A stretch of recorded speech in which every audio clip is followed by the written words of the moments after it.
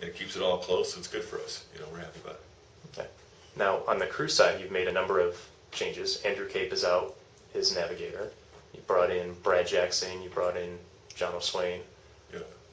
Are you guys poaching the market and picking up the best people out there, do you think? And are we going to see more crew announcements shortly? We're picking up guys that kind of fit with our program. And what's your program? Well, just the way we kind of think and the way we kind of work. Guys are team players, just kind of easygoing, dedicated.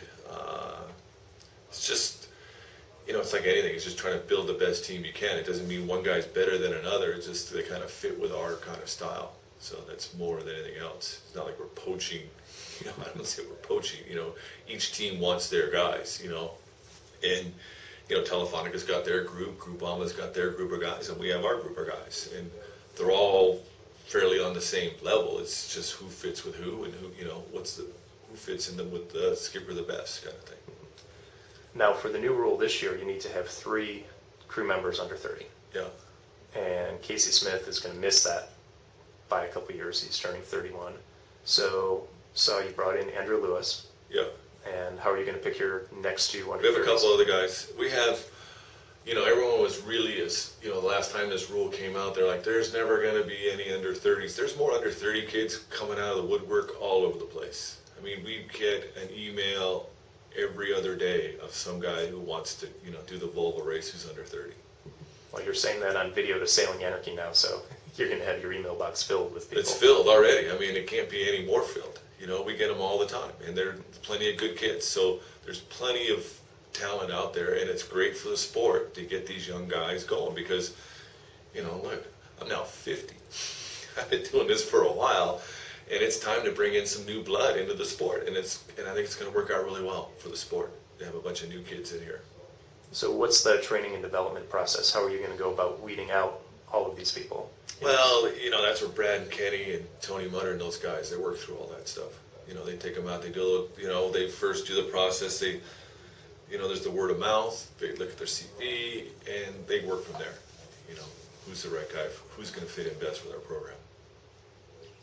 And is Rambler still going to be a part of that crew selection and training? No, because we got our own boat and stuff. We're not going to use too much of that, going forward here. Because we have our boat and we'll be sailing and, we might do a couple races on Rambler, but we'll see. Okay. Is Ricky Depp coming back as your media person this time? No, I think we're looking outside the box again there. That's another place we're going to kind of go outside. That's where we need to look at, where do we go? That hasn't been, that's Puma to look at that. That's Puma marketing, and they're working on that right now. Okay.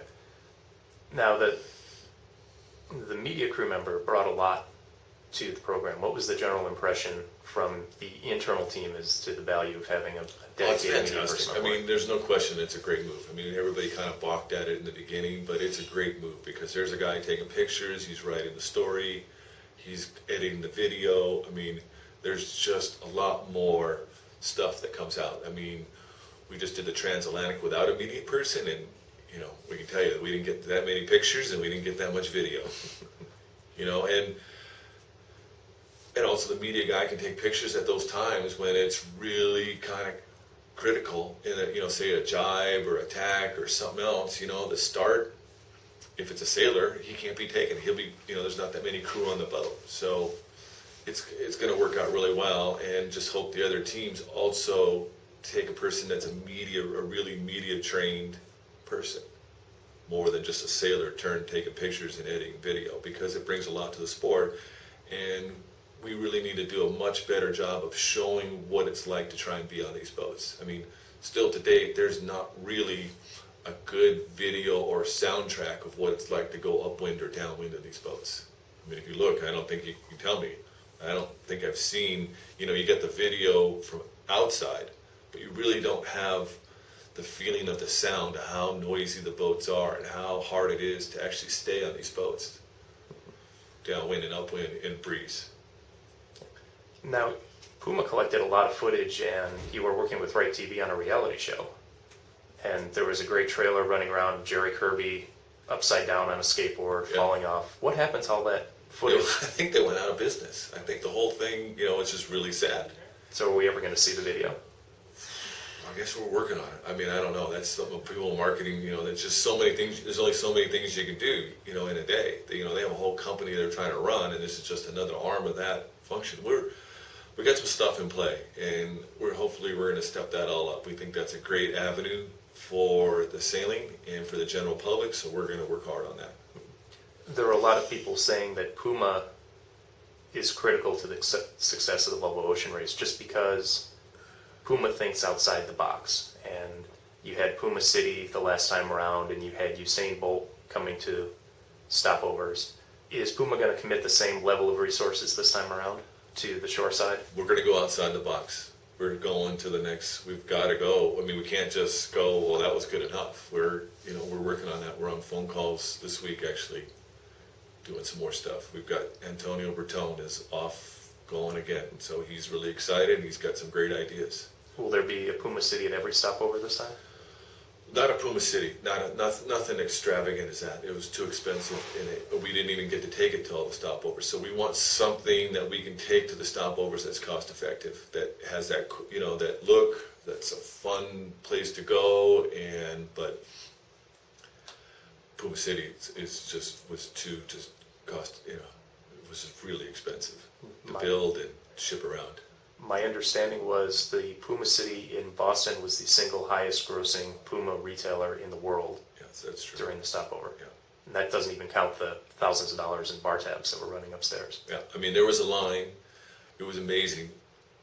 It was like a club. I mean, there was a line to get in, and we had to shut it off. We couldn't let people upstairs. Same thing for the store. There was a line on race day to get in. Oh, there we go. To get in the store, and you had to let people in, 10 at a time or whatever it is, and then at night, half hour before the bar shut down, they shut people didn't get in. It was amazing. I don't know why they didn't leave it there, but anyway.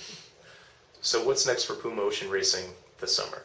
You've got Il Mastro, you're going to continue to sail here in Newport? Yeah, we're doing our sailing, we're doing our thing, we're still, on a pretty lean, tight deal.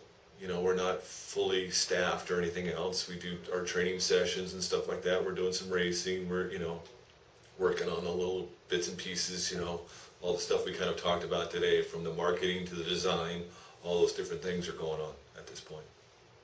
And it's nice being here in Newport. It's a nice, it's a nice place to be, actually. Yeah, it's nice to be home. Yeah. All right. Well, will you keep us informed as the summer goes on? Yeah. We do that. Keep us up to date. Yeah. All right. Well, fantastic. Thank you very much for your time. You guys are off to do Bermuda. Any predictions on how long it's going to take you? Well, it started off not so good. It was like, I think a couple of days ago, it was like 4 or 5 days, and now it's locked down to 2.5, 3 days. So it's not really looking like a great run, but it's racing. It'll be all right. All right. All right. Well, thank you very much. This is Sailing Anarchy with Kimo Worthington and Puma Ocean Racing. Thank you.